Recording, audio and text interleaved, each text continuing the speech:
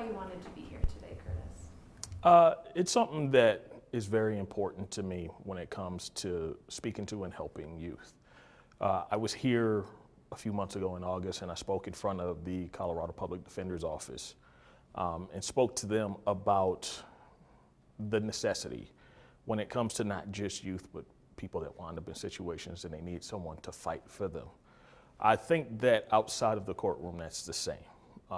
These kids need someone that's willing to put in the time to fight, and being connected with this organization that does that, that believes in that, I thought it was very important to be here and be a part of it. What do you want people to know about your story and why you're here today? So my story is a very public one, especially here in Colorado.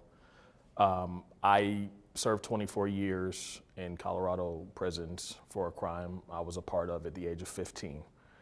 And I want people to understand that that's not the definition of a person. People make mistakes, and that mistake, whether they're 15 or 50, isn't a direct reflection of the person that they are. There are still potential for growth, to learn from their mistakes and become better people.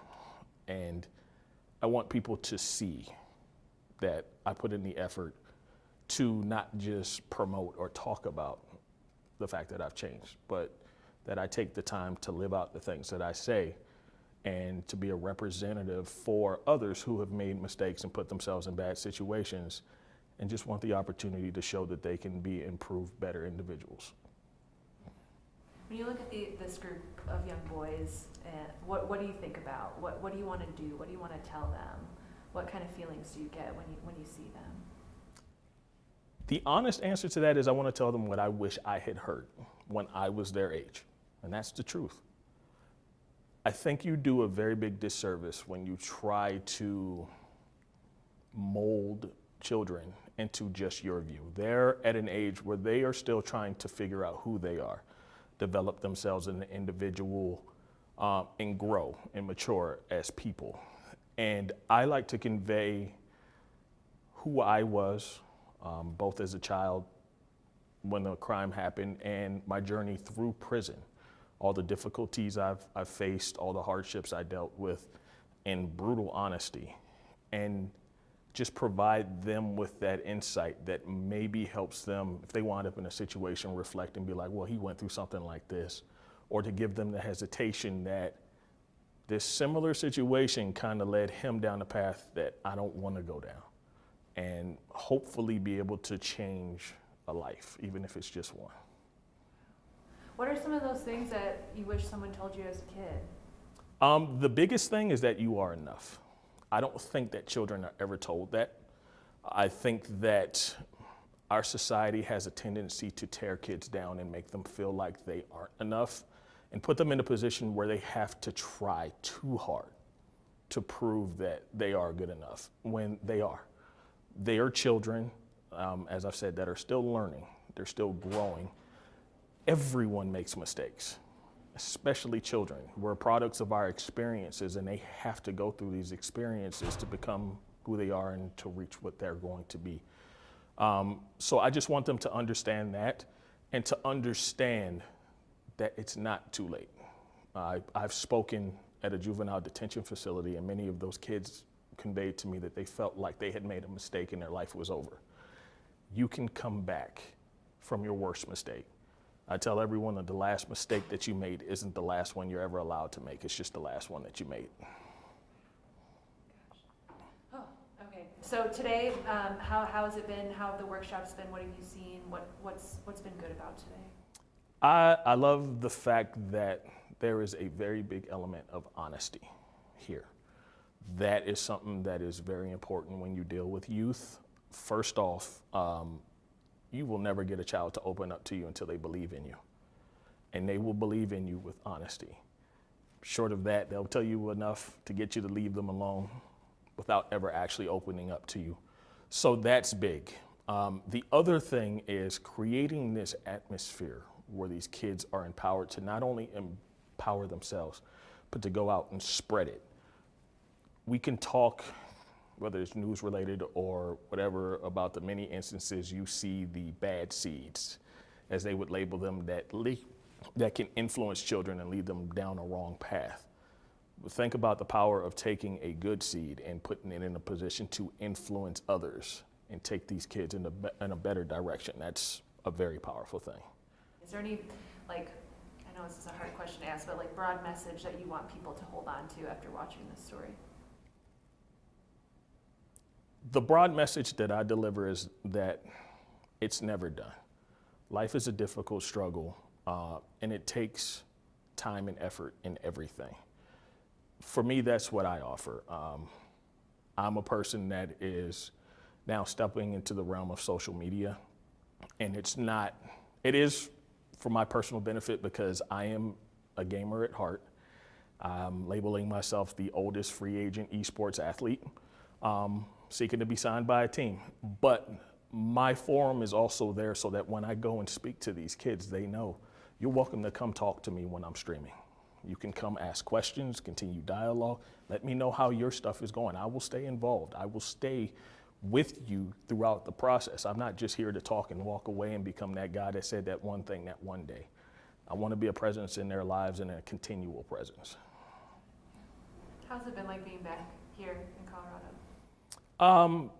The first time when I came back in August, it was a little more unsettling. My last experience in Colorado wasn't the greatest, but I feel that being here, this is where, at the age of 14 and 15, I was running around. This is where I was. And when I talk to these kids, they're running around the same areas, the same neighborhoods that I was in. And they'll be able to relate, I think, and understand when I talk about these things, because they'll be,